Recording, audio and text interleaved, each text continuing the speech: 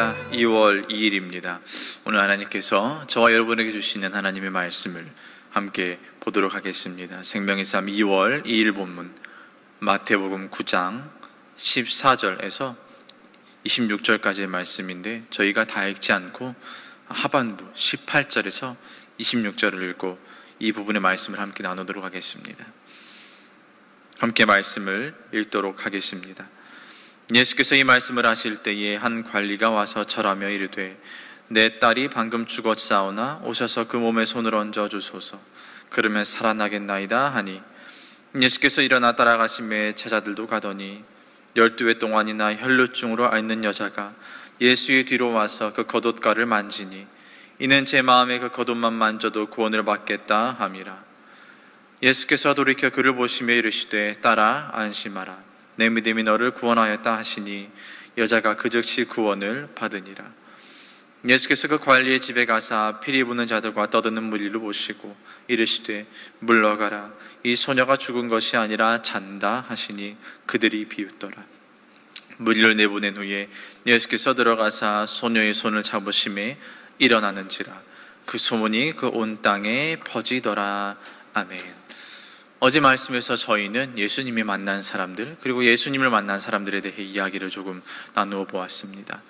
수많은 사람들이 예수님을 만나러 보러 갔지만 그 모두가 예수님을 만난 것은 아니었어요. 서기관들도 있었고 바리새인들도 있었고 또 연약한 사람들이 있었는데, 연약한 마음을 마주하고 그 자신의 연약함을 가지고 주 앞에 나아간 사람들만 예수님을 진정 만나게 되었다, 이야기를 저희가 함께 나누었습니다. 오늘 본문의 말씀에서도 이 마음을 가지고 주 앞에 나온 사람들이 2명 등장합니다. 먼저 회당관리, 그리고 두 번째로 혈루증을 오랫동안 앓은 여인입니다. 이 두 사람이 주님을 만나게 돼요. 먼저 회당관리를 보면 이 사람이 주님을 찾아온 이유가 특별합니다. 자, 이 딸이 이 사람이 고백합니다. 주님을 보고 고백하여, 주님, 내 딸이 방금 죽었는데 오셔서 그 몸에 손을 얹어 주옵소서. 그러면 살아날 것입니다. 이렇게 고백을 합니다.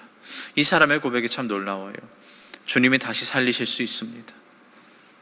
내 딸이 죽었어요. 근데 주님 오시면 이 딸이 다시 살아날 것입니다. 주님에게는 죽음을 거스를 수 있는 능력이 있습니다 하고 고백하고 있습니다. 여러분, 이 고백이 놀라운 거예요. 이 말을 지금 누가 하고 있느냐? 회당의 관리가 하고 있는 것입니다. 회당은 유대인들이 모여서 말씀을 가르치고 말씀을 듣고 토론하는 장소입니다. 그곳에 속한 사람이라는 것은 유대인 중에 유대인이라는 거예요. 검증된 사람, 하나님의 말씀을 자주 듣고 잘 알고 있는 사람이라는 겁니다. 이미 당시 유대인들과 종교 지도자들은 예수님을 주목하고 있었어요. 예수님 곁에 늘 바리새인들과 사두개인들이 있었습니다. 서기관들이 있었어요. 예수님 곁에 있어서 예수님이 뭔가 특별한 하나님의 말씀을 전하는가 궁금증이 있어서 듣고자 하는 사람들도 있었고, 또 예수님을 비판하고자 책 잡으려고 곁에 머무는 사람들도 있었습니다. 어떻게 하면 저 랍비를 깎아내릴 수 있을까, 이렇게 생각하는 사람들도 있었어요. 다시 말하자면 이 유대 관리가 주 앞에 나왔을 때, 예수님 앞에 나왔을 때 예수님 곁에는 분명히 바리새인도 있었을 것이고 또 종교 지도자들도 있었을 것이라는 겁니다. 자, 그럼에도 불구하고 이 관리가 그 시선 신경 쓰지 않고 예수님께 나아가 이렇게 말합니다. 주님 살려주십시오. 주님 살려주십시오. 예수님이 손만 대면 살아날 줄로 믿습니다. 시선을 신경 쓰지 않는 거예요. 자, 그렇다면 무엇이 그로 하여금 이렇게 주 앞에 나오게 하였고 예수님께 생명의 능력이 있음을 고백하게 하였는가? 바로 자신의 연약함이에요. 나약함이에요. 불완전함이에요. 불가능한 현실이에요. 이 모든 것을 마주하였을 때 누가 떠오른 겁니까? 주님이 떠오른 거예요. 그리고 예수님께 찾아가는 겁니다. 이 연약함을 마주하고, 내가 내 딸을 위해 할 수 있는 것이 아무것도 없구나. 불가능한 현실을 마주하고 예수님께 나아가는 겁니다. 그리고 예수님께서 이 사람의 집에 가셔서 이 소녀를 일으켜 세우세요. 죽음에서 생명으로. 이 기적을 딸을 잃은 이 관리가 경험하게 됩니다. 언제? 나 연약함을 마주하고 예수님께 나아갔을 때.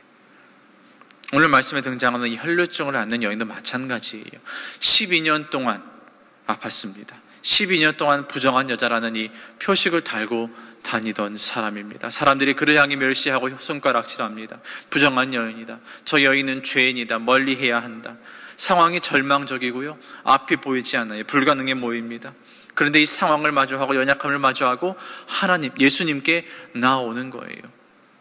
자, 그런데 무작정 나아오는 것이 아니라 혹시라도 사람들이 나를 알아보고 나를 부정하다고 말할까 봐 몰래 예수님께 나아가 예수님의 겉옷을 만집니다. 이게 또 놀라운 신앙의 고백인 거예요. 21절에 보면 이 여인의 마음을 잘 말해주고 있는데 이렇게 생각합니다. 이는 제 마음에 겉옷만 만져도 구원을 받겠다 생각해서. 그러니까 내가 주님의 겉옷만 스쳐도 나음을 얻을 수 있을 것이다. 구원을 얻을 수 있을 것이다 고백하고 있는 겁니다. 이 생각이 그 여자의 마음에 있는 거예요. 여러분, 어제 저희가 함께 읽고 나눈 말씀과 오늘 함께 읽고 나눈 이 말씀, 많은 사람들이 등장하지만 예수님을 만난 사람들의 공통점이 여기에 있습니다. 주님을 만나고 새롭게 된 인생, 그 시작점이 여기에 있는 거예요. 나의 연약함이, 나의 불완전한 상황이, 불가능한 상황을 마주하고 주님 앞에 간절한 마음으로 나아가는가, 이게 있는 거예요. 이게 이 사람들의 공통점입니다. 여러분, 저희가 생각해 봐야 됩니다. 내가 이제껏 주님을 찾고 주님을 만났을 때 내가 어떠한 마음으로 주를 찾았는가, 내가 진정 주님을 만나본 적은 있는가입니다. 여러분, 가만히 한번 생각해 보십시오. 여러분, 예수님을 찾습니다. 예수님 보기를 원합니다. 자, 그런데 우리의 마음 가운데 어떠한 심령으로 예수님을 찾고 있습니까? 어떠한 마음으로 예수님께 나아갑니까? 내 자신의 신앙생활을 돌아봐야 합니다. 내가 세상에서 누릴 만큼 누려서 부족한 것이 없어서 신앙생활 또한 또 하나의 여가처럼 생각하고 주님 앞에 나아가고 있지는 않은가? 아니면 나는 주님 앞에 특별한 기대를 가지고 내가 할 수 없으니 주님이 해주십시오, 이러한 마음을 가지고 주님 앞에 나아가는가? 저희들이 한번 돌아봤으면 좋겠습니다. 어제와 오늘 저희가 읽은 본문의 말씀은 이 중요한 질문을 던집니다. 당신은 어떠한 마음으로 예수님께 나아가는가? 광장의 성도 여러분, 계신 자리에서 이렇게 함께 고백하였으면 좋겠습니다. 나는 연약합니다. 그래서 주님을 만나러 갑니다. 주님, 나를 만나 주옵소서. 주님, 나를 받아 주옵소서. 바라기는 이 멋진 신앙의 고백을 할 수 있는 오늘 하루 되기를 주님의 이름으로 축복합니다. 기도하겠습니다. 하나님 아버지, 어제 그리고 또 오늘 말씀에서 어떤 사람들은 주님께서 만나셨고 또 어떠한 사람들이 그들의 인생에 구원을 얻고 또 새로운 삶을 살게 되었는지를 보게 되었습니다. 주님, 혹여나 저희 중에 주님을 만났음에도 불구하고 그 감격을 세상 속에 묻어두고 주를 향한 간절함을 잃어버린 이들이 있다면 주께서 이 간절함을 회복시켜 주옵소서. 그냥 교회에 나오고 그냥 말씀을 듣는 것이 아니라 주님이 없으면 하루라도 살 수가 없기 때문에 연약함을 가지고 겸손한 마음으로 주님께 나오게 하여 주옵소서. 이 마음이 회복되기를 간절히 원합니다. 주님, 우리 연약함을 마주하고 주 앞에 나아가오니 하나님, 우리를 만나주시고 우리를 받아 주옵소서. 오늘 주님께 올려드리는 이 고백이 회복되는 하루가 되기를 간절히 원하오며 우리를 살리시고 우리를 회복시키는 우리 구주 예수님의 이름으로 기도하옵나이다. 아멘.